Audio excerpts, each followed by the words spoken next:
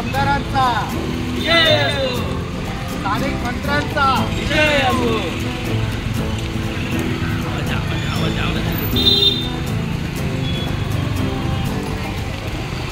या सरकाराचं करायचं काय? या सरकाराचं करायचं काय?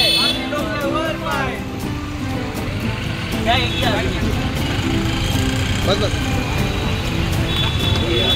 सरकाराचं करायचं काय? या सरकाराचं करायचं काय?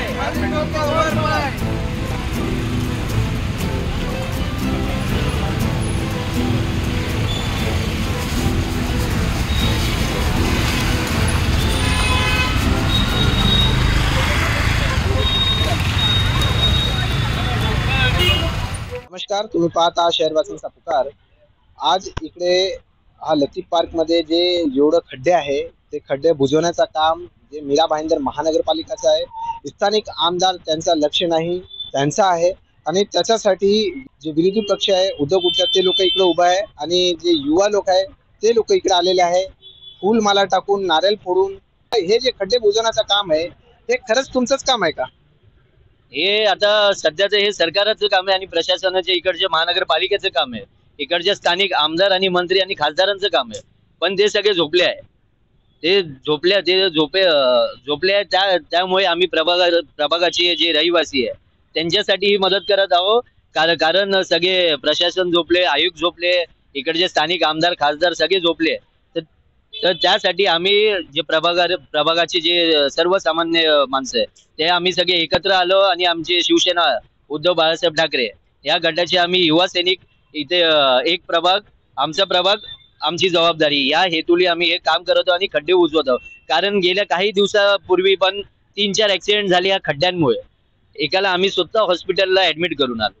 तर हे सरकार तर झोपली आहे, तर ते काम आम्हाला करावं लागतं त्यांच्यामुळे। तुम्ही ते खड्ड्यात काय तर शोधत होते, म्हणजे ते खड्ड्यात शोधत काय, तुम्ही काय शोधतात? मागच्या वेळी तुम्ही बघितलं असेल, काय झालं बोलता, इलेक्शनच्या अगोदर इकडचे जे स्थानिक आमदार जे आता बनले त्यांनी फावडा आणि घमेला घेऊन खड्डे बुजवले इलेक्शनच्या अगोदर। तर आम्ही ते खड्डे उजवता ते खड्डे आम्ही बघत होतो, ते आमदार खड्ड्यामध्ये तर नाही गेले, तर ते आम्ही शोधत होतो। मग आता तुम्हाला ते हे जे तुम्ही स्टंट केले आहे का किंवा जनताचा हितमध्ये काम केलेलं आहे काय? इलेक्शन करीब यायला लागले मग त्यामुळे तुम्ही पण असं काम करून दाखवता, आम्हाला पण निवडून द्या? नाही, आम्ही इलेक्शन साठी हे काम नाही करत, ही आमचा प्रभाग, आमची जबाबदारी ह्या हेतूने आम्ही काम करत आहोत। आणि इलेक्शनच्या पण अगोदर तुम्ही बघितलं असेल, खड्डे मुक्त मीरा भाईंदर, हे मी नाही, हे प्रताप सरनाईक स्थानिक आमदारांनी, हे प्रूफ सांगते मी तुम्हाला, दाखवते। हे खड्डे मुक्त मीरा भाईंदर, कुठे खड्डे मुक्त? सगळे खड्डे तर असेच आहे मीरा भाईंदर मध्ये। करणार काय या सरकारचं? आणि आम जनतेला त्रास आहे, हा समजत काय नाही, त्यांना दिसत काय नाही। काल पण तुम्ही बघितलं ती रिक्षा, तिथे रिक्षा खड्ड्यामध्ये जाऊन ते टायर तुटलं गेलं। अरे हे होणार काय, कसं होणार? तुम्ही स्थानिक आमदार खासदार झोपले, इकडचे आयुक्त झोपले, का असं करता ते तुम्ही? का सर्वसामान्य माणसाला त्रास देतात ते? मला ह्या सरकारशी नम्रतेने विनंती करतो, पब्लिक जे रहिवासी इकडचे हाल जाणून घ्या, काय कुठल्या परिस्थितीमध्ये राहतात हे लोक।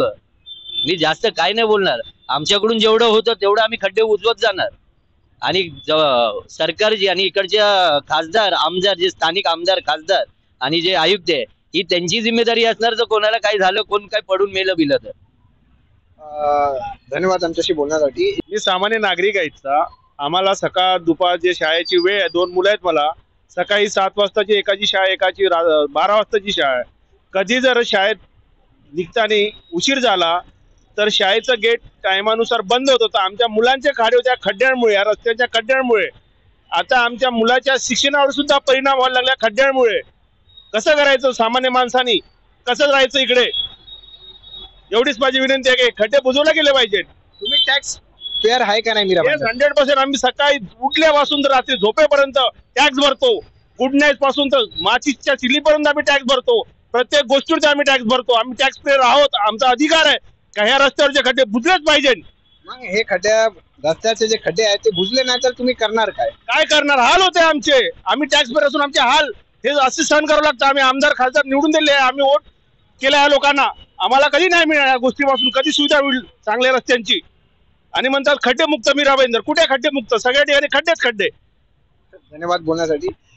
मीरा भाईंदर मध्ये खड्डे आणि खड्ड्यात मीरा भाईंदर हे मोठं प्रश्न आहे. हे आता तुम्ही इकडे रेती आहे, सिमेंट आहे घेऊन टाकतात, काय वाटतं की पूर्ण मीरा भाईंदरचे खड्डे उजून जाणार का हे काम करणार?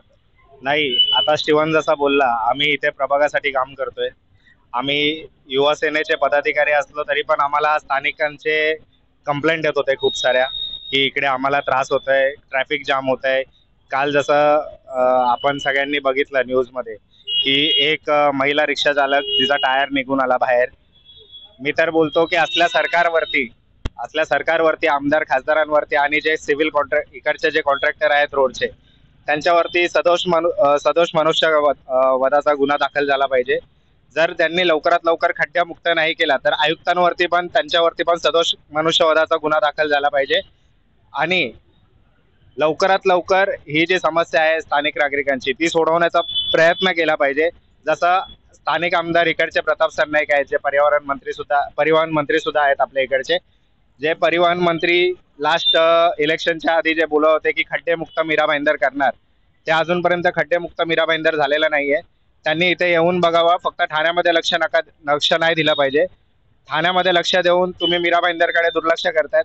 मीरा भाईंदरच्या जनतेनेच तुम्हाला इकडून जास्त करून निवडून आणून दिलेलं आहे.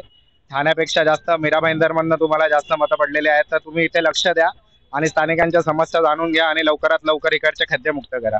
जे उद्धव गुटची जे सेना आहे ते रस्त्यावर येऊन ते प्रभागची समस्या घेऊन ते रस्त्यावर खड्डे बुजवण्याचं काम चालू केलेलं आहे. आता हे खड्डे मुक्त मीरा भाईंदर कधी होणार आणि हे नेता लोक कधी बाहेर येणार फावडा आणि घमेला घेऊन, की आता खड्डे त्यांचा जिम्मेदारी आहे बुजवण्याचा, हे काम हे लोक करण्याचा काम चालू केलेलं आहे.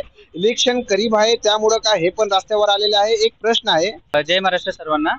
आता तुम्ही बघू शकता या रस्त्याची अवस्था कशी आहे.